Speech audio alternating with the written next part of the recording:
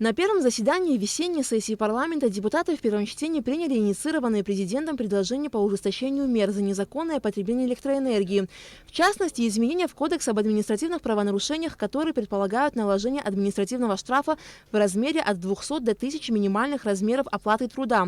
В случае повторного нарушения также предусмотрен штраф в размере 50 МРОТ за каждый киловатт, но уже с конфискацией оборудования для добычи криптовалют.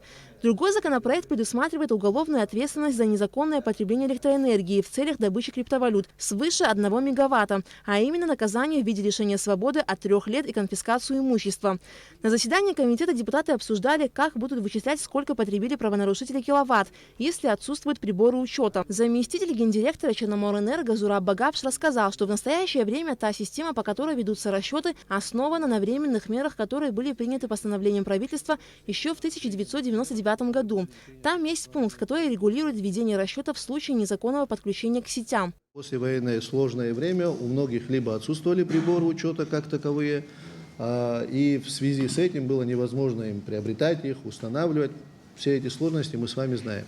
В соответствии с этим было принято, что в случае отсутствия или уклонения от установки прибора учета, а также повреждения имеющихся приборов учета и неуведомления об этом службы РЭСа, количество израсходованной электроэнергии по максимальной мощности для всех электропотребляющих агрегатов абонента. То есть получается, что представитель РЭСа должен был войти в помещение, посчитать все, что энергопотребляющее оборудование, исходя из этого посчитать расчет стоимости в течение 24 часов и выставить счет. В течение 24 часов? И здесь есть нюанс. В предыдущем пункте 4.2 там указывалось, что в случае неисправности или ремонта приборов учета количество израсходной электроэнергии определяется по среднему расходу за 3 последних месяца согласно показаниям приборов учета.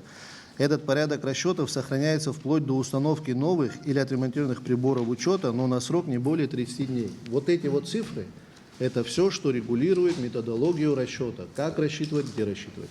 На текущий период по данным видам уголовных и административных правонарушений судебная практика отсутствует. Поэтому в обсуждаемом законопроекте могут возникнуть некоторые сложности, считает судья Верховного суда Генри Миссония. Если оборудование потребляет 1 мегаватт, то наступает уже состав уголовной ответственности. Я полагаю, что если органами, которые будут проводить проверку и расследование, будут установлены все элементы, необходимые для состава преступления, очевидно, что для суда не будет составлять сложности принять соответствующие решения и сделать соответствующий вывод.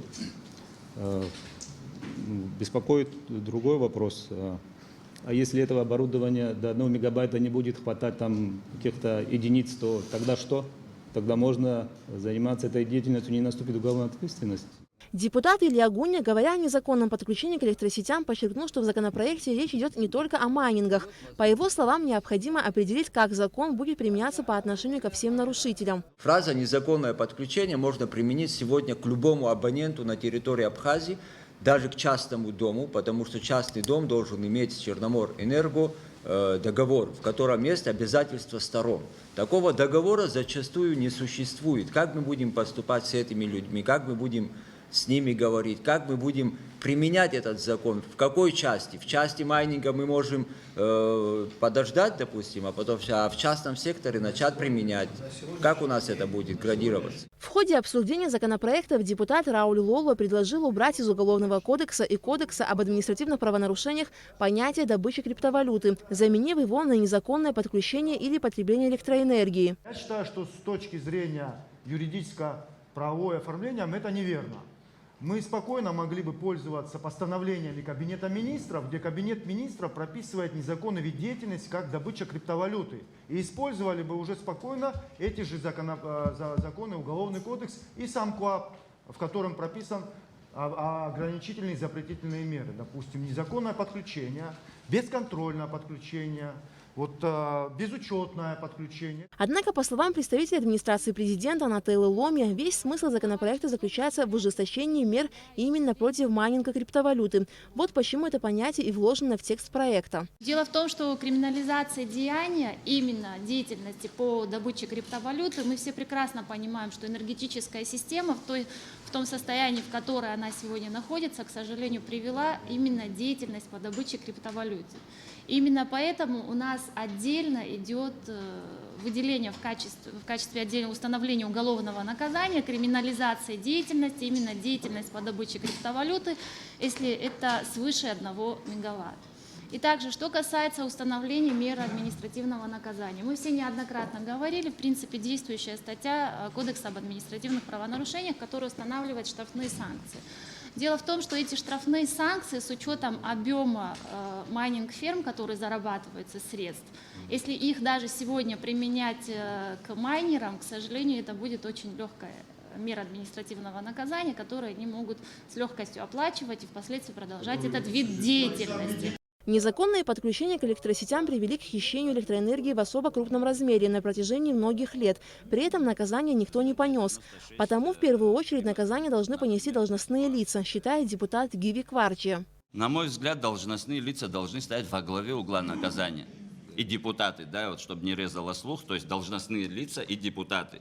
Потому что мы прекрасно понимаем, такие подключения без участия должностных лиц не могут происходить свыше мегаватта или там 600 киловатт.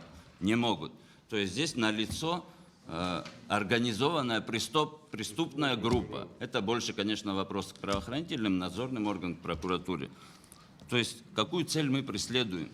Перманентно бороться с майнерами, так называемыми, или спасти электроэнергетику. Я считаю, нам надо спасать электроэнергию, помочь тем самым и Черноморэнерго, и в целом сфере. С правовой точки зрения вносимые предложения являются верными. И если отдельной статьей в Уголовном кодексе будет прописана эта деятельность, то высокие санкции и меры наказания будут достаточно эффективны, считает представитель Генпрокуратуры Давид Чагава. Почему законодатель вообще по своей специфике, почему всегда стараются заложить более строгое наказание? Потому что вот даже прочитав его, это называется, законодательство работает на пресечение совершения преступления.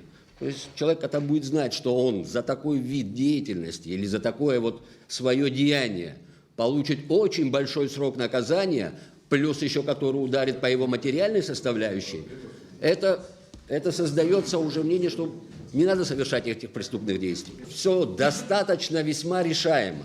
Есть и соответствующие рычаги, и возможности. Исчисляется вот на 3 столпах стоит. Это соответствующий надзор уполномоченным на то органом в этой сфере, это, я не знаю, Черноморэнерго или Энергонадзор.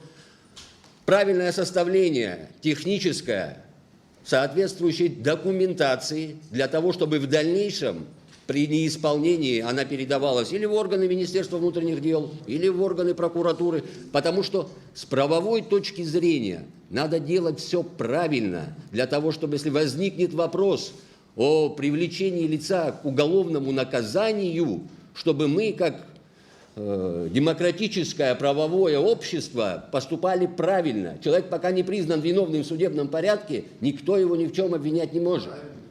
Поэтому, говорю, первое – это надзор. Заседание парламентского комитета по государственно-правовой политике будет продолжено во вторник, 9 февраля. Депутаты намерены выйти с предложениями поправок в законопроекты, касающиеся ужесточения мер за незаконное потребление электроэнергии.